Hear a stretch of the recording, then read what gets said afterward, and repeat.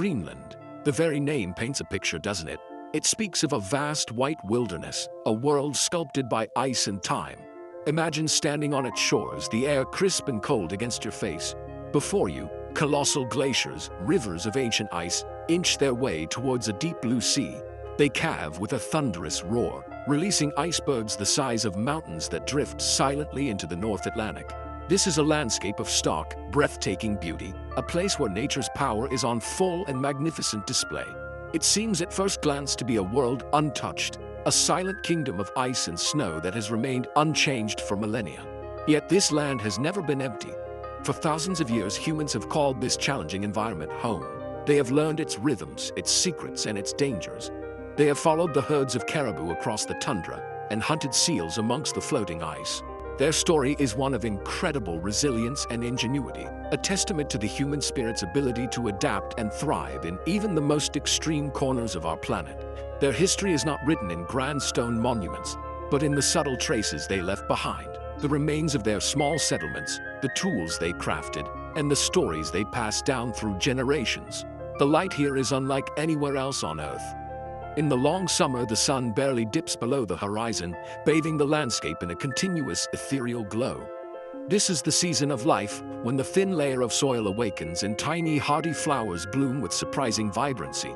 Then comes the long dark winter. The sun disappears for months and the world is plunged into a profound twilight.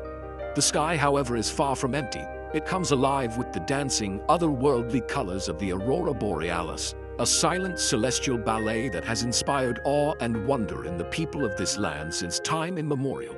It is in this remote and seemingly isolated world that our story begins, a place that appears by its very nature to be cut off from the great historical currents that shape civilizations elsewhere. We often think of ancient history as a story of empires rising and falling in warmer, more forgiving climates. We picture the grand cities of Mesopotamia, the pyramids of Egypt, or the forums of Rome. But history is a far more complex and interconnected tapestry than we sometimes imagine. And occasionally, an object is found that forces us to completely rethink the map of the ancient world, reminding us that even the most distant shores were part of a larger human story. Imagine an archaeologist carefully sifting through the frozen soil of a long-abandoned settlement. The work is slow, methodical, and often yields familiar results. Fragments of bone, shards of soapstone, a flint arrowhead. These are the expected echoes of the past, the building blocks of a well-understood story. But then, something different appears. A glint of greenish metal, catching the pale Arctic light. It is something that simply should not be there. It feels out of place, a note played in the wrong key, a visitor from another time in another world. This is the moment of true discovery, the moment that challenges everything we thought we knew. This is precisely what happened with the discovery of a bronze axe head in Greenland. It was found amongst the remains of a Dorset culture settlement, a people who lived in the Arctic long before the modern Inuit arrived. The object itself is small and unassuming, easily held in the palm of a hand. It is elegantly shaped, with a curved blade and a socket for a handle. Its surface is patinated with the green color of age, a chemical reaction between the metal and the elements over centuries of burial. But its material, bronze, is what makes it so utterly astonishing. It is a piece of advanced technology, a product of a complex process that had no place in the traditional Arctic toolkit. The find sent ripples of excitement and confusion through the archaeological community. It was an anomaly, an out-of-place artifact. How could such an object, a hallmark of the Bronze Age cultures of Europe and Asia, end up here in the icy heart of the North American Arctic? It was as if someone had found a mobile phone in a medieval castle. The axe head posed a difficult question, a puzzle that demanded an answer. Its presence suggested a connection, a link across the vast and treacherous ocean that had previously been thought impossible for that time period. It was a single silent object that had the power to rewrite a chapter of human history. For the people who found it, this small piece of metal must have been a profound mystery. It was harder, more durable, and could hold a sharper edge than any material they knew. Perhaps it was seen as a gift from the spirits, a powerful talisman imbued with magical properties. We can only speculate about the awe it might have inspired. For us today, it is a different kind of magic. It is a tangible link to a forgotten journey, a silent witness to an ancient encounter between two vastly different worlds. It reminds us that the past is full of surprises and that there are always new discoveries waiting to be made, even in the most unlikely of places. To truly grasp why the bronze axe is so remarkable, we must first understand the world into which it arrived. The ancient peoples of Greenland, such as the Dorset and the later Thule, were masters of their environment. They did not have access to metal ores or the technology to smelt them. Instead, their entire material world was ingeniously crafted from the resources that the Arctic provided in abundance. Theirs was a society built on stone, bone, ivory, and driftwood. Every tool, every weapon, and every household item was a testament to their deep understanding of these natural materials and their incredible skill in working them. Their tools were beautiful in their functionality. For hunting, they fashioned sharp lethal points for their harpoons from the ivory of walrus tusks or the dense bone of whales. These were attached to shafts of driftwood, a precious and scarce resource that washed ashore from distant forests. Knives and scrapers used for butchering animals and preparing skins for clothing and shelter were painstakingly chipped from flint or chert, creating razor-sharp edges. For sewing the warm, waterproof garments that were essential for survival, they used delicate needles carved from bird bones with thread made from animal sinew. Their lives depended entirely on their ability to transform the natural world into the tools of survival. Their homes were also marvels of natural engineering. In the winter, many lived in semi-subterranean houses, dug into the earth and framed with whale bones and driftwood, then covered with thick layers of sod and snow for insulation. These shelters were incredibly effective at trapping warmth, heated and lit by the soft glow of the quollic, a shallow soapstone lamp that burned seal or whale oil. This lamp was the heart of the home, a source of light for working and storytelling during the long polar night, and a source of heat for cooking and for drying wet clothes. It was a simple yet profoundly effective piece of technology, perfectly suited to its environment. This was a world of immense skill and artistry, but it was a world without metal. The concept of taking a rock, melting it with intense fire, and casting it into a new, impossibly strong shape was entirely foreign. The people of Greenland had perfected the technologies available to them, creating a successful and sustainable way of life that endured for thousands of years. Their toolkit was a direct reflection of their environment. The discovery of a bronze axe in this context is not just the discovery of a new tool. It is the discovery of an idea, a piece of knowledge so fundamentally different that it must have come from very, very far away. The world that produced the bronze axe was vastly different from the Arctic. Bronze is not a material that one simply finds in nature. It is a human invention, a revolutionary technological leap that transformed societies across Europe and Asia thousands of years ago. It is an alloy, a mixture of two different metals, primarily copper with a small amount of tin. This combination creates a material that is significantly harder and more durable than pure copper. The discovery of this process was so transformative that historians have named an entire period of human history after it, the Bronze Age. The process of creating bronze is complex and requires a specific set of resources and knowledge. First, one must find and mine the ores of copper and tin, which are often located in very different geographical regions. This required organized labor and trade networks. Then, these ores had to be smelted in a furnace at extremely high temperatures, over 1000 degrees Celsius, to extract the pure metals. Finally, the molten copper and tin were mixed in precise proportions and poured into a mold, often made of clay or stone, to be cast into the desired shape, whether a sword, a piece of jewelry, or an axe head. This technology was completely absent from ancient North America. The geology of Greenland and the surrounding Arctic regions did not provide accessible sources of copper and tin ores. More importantly, the technological knowledge of mining, smelting, and casting metals had not developed there. The societies of the Arctic had perfected a different technological path, one based on organic materials and stone.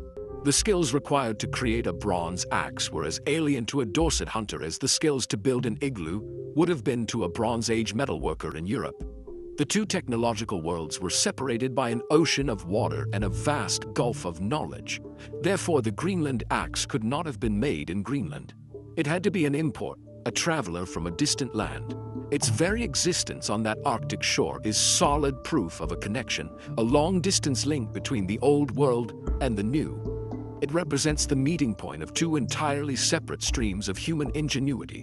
One stream had mastered the art of survival in the cold, using bone and stone with surgical precision. The other had unlocked the secrets of the Earth's minerals, learning to transform rock into metal. The axe is the point where these two powerful streams, for a moment, converged. So how did this remarkable object make its incredible journey? How did a piece of European Bronze Age technology find its way into the hands of an Arctic hunter in Greenland? There are several tantalizing possibilities, each painting a different picture of the ancient world.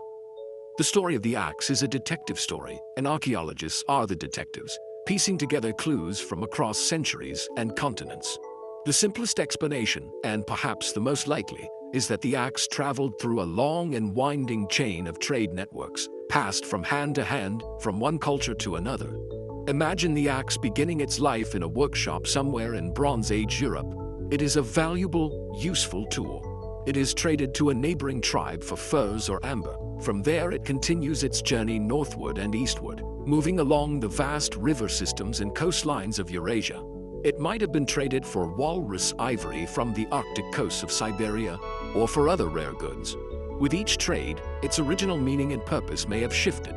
What started as a functional tool for chopping wood might have become a symbol of status, a rare curiosity, or even an object with perceived spiritual power as it moved further and further from its origin. This journey would have taken a very, very long time, possibly hundreds or even thousands of years. The axe would have long outlived its original makers and its initial owners. It would have crossed countless cultural and linguistic boundaries, its value persisting even as the stories about its origins were lost and replaced with new ones. Finally, this ancient piece of metal could have crossed the Bering Strait, the narrow body of water separating Asia from North America. From there, it would have entered the established trade networks of the peoples of the North American Arctic, eventually being passed along the coastlines of Alaska and Canada until at last it reached Greenland. This down-the-line trade model shows that the ancient world was far more connected than we often assume. It doesn't require a European sailor to have landed on the shores of Greenland. Instead, it speaks to a continuous web of human interaction that stretched across the entire northern hemisphere. The axe becomes a physical embodiment of this immense network, a relay baton passed across 3 continents. Its journey highlights the enduring human desire for exchange, for contact, and for the acquisition of rare and beautiful objects, a desire that has connected distant peoples since the dawn of time. Long before archaeologists unearthed physical proof of contact, the people of Greenland told stories. Their myths and legends, passed down orally through the darkness of the long winter nights, are filled with tales of strange visitors and mysterious lands. These stories, rich with symbolism and metaphor, can sometimes hold a kernel of historical truth, a folk memory of events that happened long ago. They speak of encounters with people who were different, who came from the sea, and who sometimes brought with them powerful and unusual items. These tales add a layer of human experience to the cold, hard facts of archaeology. One common thread in these stories is the mention of the Tornit, a race of giants who were said to have inhabited the land before the Inuit. The Tornit were described as being incredibly strong but shy, and easily startled. They were said to have different customs and to use different kinds of tools. While these are clearly mythological figures, some scholars have wondered if these tales might represent a distorted memory of the Dorset people, the very culture that possessed the bronze axe. Perhaps the Dorset, with their slightly different way of life, became magnified in memory into a race of mythical giants after they disappeared. Other legends are more direct, speaking of strange boats appearing on the horizon. Kayak-bound hunters far out at sea would sometimes report seeing vessels of a size and shape they had never encountered before. Stories were told of men with pale skin and hairy faces, speaking in unintelligible tongues. Were these just cautionary tales, warnings to children about the dangers of the unknown world beyond the familiar shoreline?